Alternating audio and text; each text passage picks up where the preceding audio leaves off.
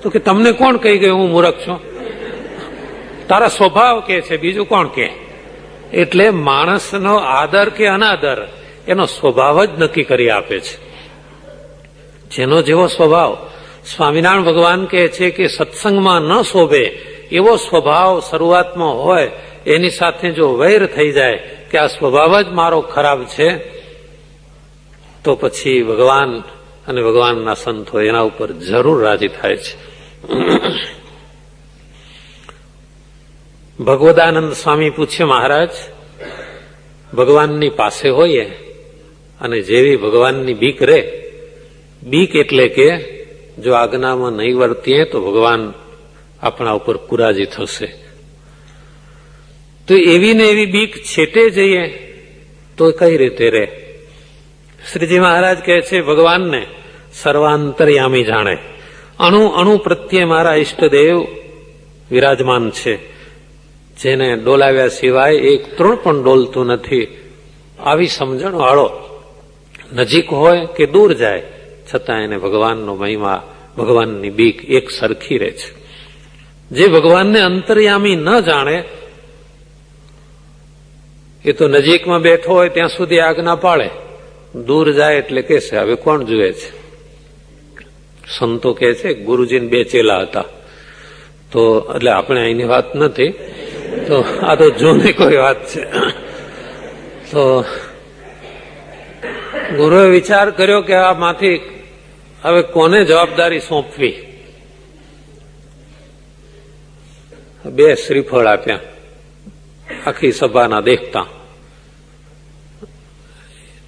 બે નાળિયેર આપ્યા, જાઓ કોઈ ન ભાળે ત્યાં જઈને આ નાળિયેર ફોડીને આવો. એક ચેલો ગયો, કોઈ મકાનની પાછળ ગયો, હા અહીં કોઈ છે નહીં, ધડ દઈને નાળિયેર ત્યાં ટુકડા કરી બે અને લઈ આવ્યો, જય બજરંગ દોડીને 10 જ મિનિટમાં પાછો લ્યો. બીજો ચેલો ન આવ્યો તે સવારના આપેલું નાળિયેર હાજે આખું પાછું લાવ્યો, આખો દાડો રખડ્યો અને સાંજે પાછું લાવ્યો. કેમ?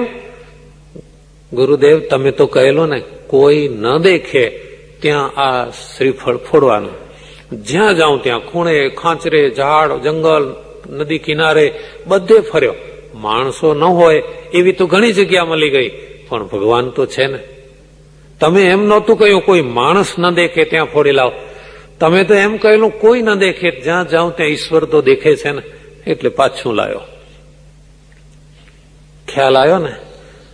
જે ભગવાનને અંતર્યામી જાણે તો ગમે ત્યાં જાય, હું આમ કરીશ તો મારા પ્રભુ તો જુએ છે ને, તો એ ધર્મના માર્ગે ચાલવાનો, એને ભગવાનની બીક રહે છે. માટે ભગવાનની મર્યાદા એના જ જીવનમાં સતત અખંડ જળવાઈ રહે કે જે ભગવાનને અંતર્યામી જાણતો હોય. ભગવદાનંદ સ્વામીએ બીજો પ્રશ્ન પૂછ્યો, ભગવાનનું જ કર્યું સર્વ થાય છે, ભગવાનના કર્યા વિના કંઈ થતું નથી, તો પછી ભગવાનના ભક્તને કષ્ટ આવે છે એ ભગવાન કેમ દૂર કરતા નથી? કોઈ માંદા પડી જાય, કોઈને કઈ વ્યવહારિક મુશ્કેલી થોડી ઘણી આવે તો સ્વામિનારાયણ ભગવાન એ પ્રશ્નનો જવાબ આપે છે. ઘણીવાર ભક્તે ભૂલ કરી હોય, આજ્ઞા લોપી હોય, એનાથી એને દુઃખ આવે. એક હરિભક્ત વિદેશથી આવ્યા, એક નાનકડી છરી લેતા આવ્યા, એનાથી 2-3 ઉપયોગ થાય એવી, અને એના સ્નેહીને ભેટ આપી, લ્યો. પેલા કંઈક ખોલવામાં, આડોળું કરવામાં ભૂલ કરી બેઠા, તે આંગળીમાં ઘૂસી ગઈ અણી, લોહીની ધાર થઈ, પાટો બંધાવ્યો. અઠવાડિયા પછી પેલા ભાઈ મળ્યા કે આ તમારી છરીએ તો મારું કામ બગાડી નાખ્યું, આંગળીમાં અડધો ઇંચ ઊંડે ગઈ. હું તો દુઃખી થઈ ગયો, લખાતું નથી ઓફિસમાં બેહીને, એટલી બધી વાગી ગઈ છે. તો આમાં વાંક કોનો? છરી આપનારનો, ભેટ આપનારનો વાંક? કોનો વાંક? ભગવાને આપણને આજ્ઞા કરી, પરમાત્માની જે મર્યાદા, પ્રભુની આજ્ઞા, પ્રભુના આપેલા નિયમો, એનું જયારે ઉલ્લંઘન કરીએ તો દુઃખ આવી પડે, અને પછી દોષ ભગવાનનો કાઢીએ, એ ક્યાં ચાલે? એટલે ભગવાનના ભક્તને દુઃખ આવે છે એ ક્યાંક આજ્ઞા લોપવે કરીને, કાં તો પછી ભગવાન ભક્તની કસોટી કરતા હોય. એક હરિભક્ત થઈ ગયા કડવા ભગત, આપણે એ કથા સાંભળી ગયા છીએ.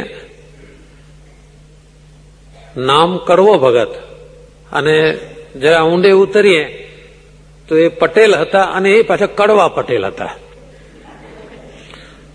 પટેલે કડવા, નામે કડવું, અને સ્વભાવમાં કડવા, બધી રીતે કડવાશ ભેગી થયેલી, ઉકાળેલા કારેલા જેવા કડવા. હવે સ્વામિનારાયણ ભગવાન એમને ઘેર પધાર્યા. કડવા ભગત બીમાર હતા, એટલે શ્રીજી મહારાજ ભગતને ઘેર ગયા. મહારાજ એમની પથારી પાસે ઉભા રહ્યા, ભક્તના મસ્તક ઉપર હાથ મૂક્યો. ભક્ત કેમ છો? આ તો કડવા ભગત, સ્વભાવ કડવો. સ્વામિનારાયણ ભગવાન કહે છે, ભક્તરાજ કેમ છો? માથે હાથ મૂકીને ભગવાન પૂછે છે. એટલે કડવા ભગત કહે છે, મને પૂછો છો? તમે નથી જાણતા? તમે અંતર્યામી છો, તમે નથી જાણતા? આ કડવા ભગત. હમણાં થોડા દિવસ પહેલા એક ડોક્ટર પાસે દર્દી ગયો, ને એ ડોક્ટરે જ વાત કરી કે આવા માણસો અમારી પાસે આવે છે. એક ભાઈ આવ્યો અને બેઠો, એટલે બોલાયો અંદર. બોલો ભાઈ, શું થાય છે? શું થાય છે? ડોક્ટર, હું છું કે તું છે? શું થાય છે મને પૂછવાનું? હવે એને શું કરવું, કઈ દવા આપવી? મેં કહ્યું, જે પડ્યું ઇન્જેક્શન એક આપી દેવું. લે ભાઈ જા, હેઠતો થા. શું થાય છે કે તમે, હું ડોક્ટર છું કે તમે મને પૂછવાનું? ડોક્ટર હું કામ થયા? મને પૂછો છો શું થાય છે? જોઈ લો, જાણી લો, જે થતું હોય તમે તપાસી લો. કડવા ભગત કહે છે, મહારાજ તમે અંતર્યામી છો, મને શું થાય છે તમે પૂછો છો? શ્રીજી મહારાજ કે છે, બોલો, તમારી ઈચ્છા હોય તો હમણાં જ તમને બધું જ કષ્ટ મિટાવી દઈએ, પણ બીજો જન્મ લેવો પડશે.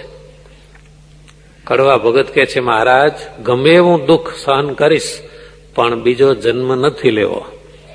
મહારાજની કૃપાથી કડવા ભગતને એ વેદના બધી જ મટી ગઈ. તો સ્વામિનારાયણ ભગવાન કે છે, ભગવદાનંદ સ્વામીને, ભગવાનના ભક્તને કઈ કષ્ટ આવે, એ ઘણીવાર ભગવાન કસોટીના અર્થે, કાં પછી ભક્તે કઈ ક્ષતિ કરી હોય, આજ્ઞા લોપાઈ ગઈ હોય, તો એને આવું કષ્ટ સહન કરવું પડે છે. નિર્મળાનંદ સ્વામી કહે છે, મહારાજ શું સમજીએ તો ભગવાનના સંતનો મહિમા સમજાય?